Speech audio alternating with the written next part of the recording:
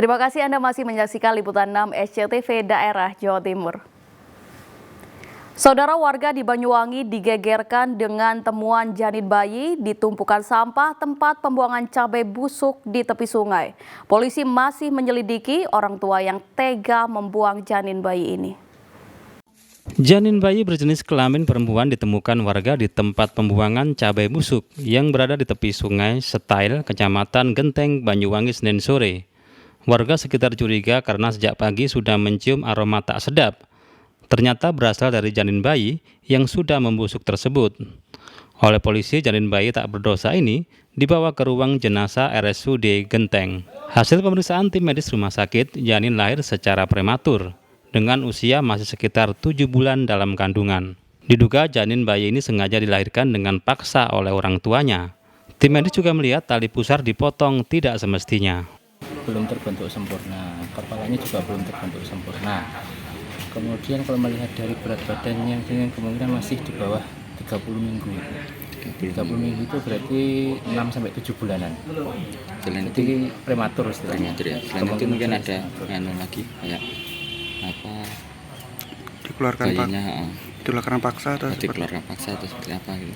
Mungkin bisa dijelaskan. Kalau itu tidak bisa diperiksa karena kan tulang-tulangnya belum semua, jadi masih rapuh semua, masih lemes gitu. Dari masyarakat di sekitar Setail di pinggir sungai, yaitu ditemukan mayat bayi. Di situ kami koordinasi dengan pihak RSUD, kemudian pihak Polsek membantu evakuasi dan membawa ke RSUD untuk dilakukan pemeriksaan awal atau visum luar. Kemudian setelah itu dinyatakan bahwa dari pihak dokter bahwa untuk tali pusat sudah terpotong, berikut dengan kain putih ataupun kain mori, dan dinyatakan bahwa untuk bayi tersebut diidentifikasi sementara prematur. Kepolisian masih memeriksa sejumlah saksi dan menyelidiki siapa orang tua yang tega membuang janin bayinya tersebut. Taufik Ferdiansah melaporkan dari Banyuwangi. Saudara, pasangan suami istri asal Sidoarjo yang menjadi mafia tanah di Mojokerto dijebloskan ke penjara oleh Kejaksaan Negeri Mojokerto. Keduanya dituduh menipu 8 orang dengan total kerugian Rp977 juta. MEA 47 tahun dan NK 46 tahun langsung ditahan tim penyidik pidana umum Kejaksaan Negeri Kabupaten Mojokerto usai menjalani pemeriksaan selama 2 jam. Pasangan suami istri asal Kabupaten Sidoarjo itu ditahan terkait kasus jual beli tanah seluas 1,6 hektar di Desa Kecapangan, Kecamatan Ngoro, Kabupaten Mojokerto pada tahun 2019 lalu.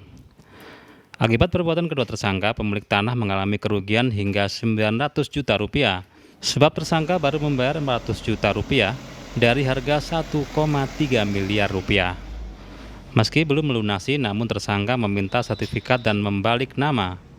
Keduanya juga telah menjual tanah kafling ke 7 pembeli yang menyetor uang Rp70 juta. Jadi kalau mereka sendiri, si para tersangka ini memang dia sebagai developer, dia ini sudah terbiasa dengan seperti itu. Kenapa? Karena memang dia beli ini biasanya DP dulu, kemudian mereka minta sertifikatnya, walaupun belum lunas, sudah dimintakan sertifikatnya, mereka ajukan peralihan hak ke BPN, kemudian mereka pecah untuk dijual kembali dengan nominal yang lebih besar. Jadi nanti baru terakhirnya baru dia bisa, sepertinya itu maksudnya itu. Nah, modusnya modus seperti itu. Pasangan suami istri mafia tanah tersebut ditahan selama 20 hari di Lapas Kelas 2B Mojokerto. Keduanya dijerat dengan pasal 154 dan 378 KUHP tentang penipuan dengan ancaman pidana maksimal 5 tahun penjara. Diak Eko Purwoto melaporkan dari Mojokerto. Kita beralih ke informasi ringan, Saudara. Musim liburan telah tiba. Sejumlah tempat wisata mulai ramai dikunjungi, termasuk Taman Safari Indonesia 2 di Prigen, Pasuruan. Mengawali masa liburan, destinasi ini memberikan hiburan menarik dengan menggelar tradisi mitoni atau perayaan 7 bulan kehamilan seekor jerapah. Bagaimana keseruannya? Simak liputan selengkapnya.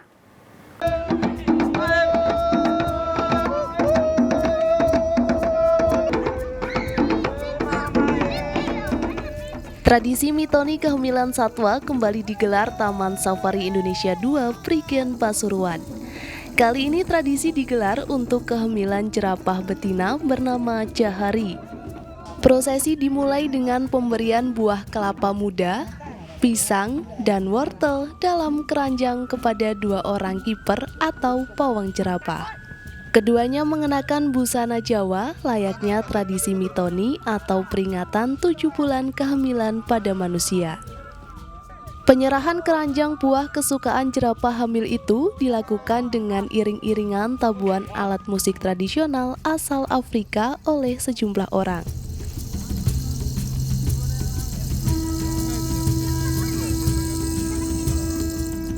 Dalam prosesi ini, jerapah betina Jahari dihadirkan hanya dalam bentuk boneka besar.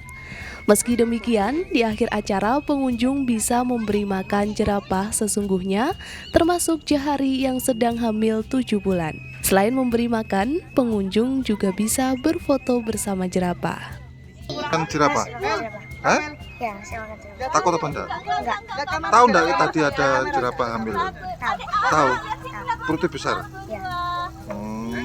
Di sini liburan sama siapa aja? Sama keluarga. Oke, makasih ya. Gitu, karena ini Jahari sebenarnya kebuntingannya sudah 10 bulan, masih usia 10 bulan. Cuman kan biasanya kita lakukan kegiatan mitoni. Cuman yang kakaknya sebelumnya yang kehamilan pertama itu karena pas pandemi Covid, anaknya sekarang namanya Covidianto. Ya. Jadi enggak kita rayakan baru sekarang ini. Tadi diprediksi belah kelapa, prediksi lah cowok atau cewek itu? Tadi kan masih pas di tengah, cowok apa cewek nanti. Jerapah betina Jahari diprediksi melahirkan 4 bulan lagi. Saat ini, Taman Safari Indonesia 2 Prigen, Pasuruan mengoleksi 6 ekor jerapah asal Afrika.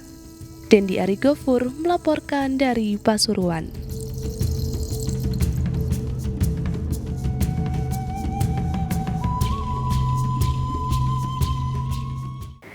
Saudara, tradisi bakar sate saat Idul Adha menjadi berkah tersendiri bagi pembuat bumbu kacang atau bumbu sate. Salah satunya pembuat bumbu sate di Kecamatan Peterongan, Kabupaten Jombang.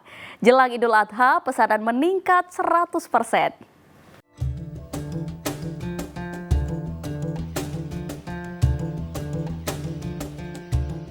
Mukhtar, pembuat bumbu kacang atau bumbu sate di Desa Dukuh Klopo, Kecamatan Peterongan, Kabupaten Jombang.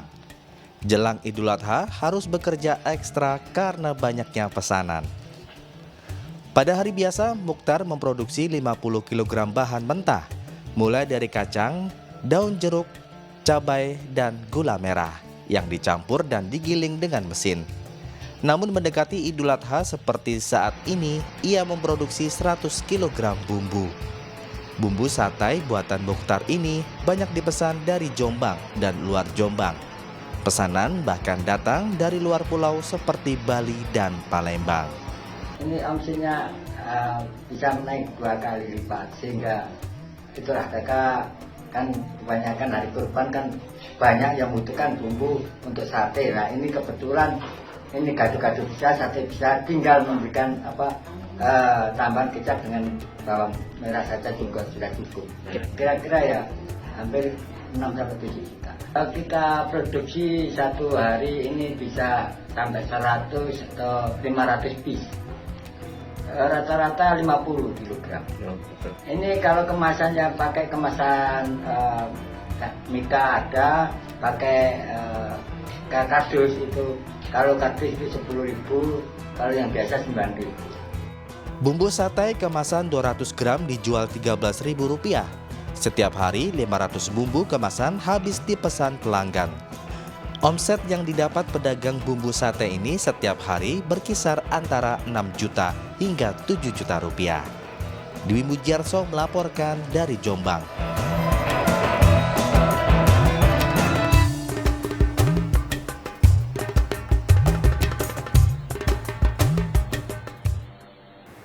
Dan saudara, informasi tadi sekaligus menjadi akhir perjumpaan kita dalam liputan 6 SCTV Daerah Jawa Timur.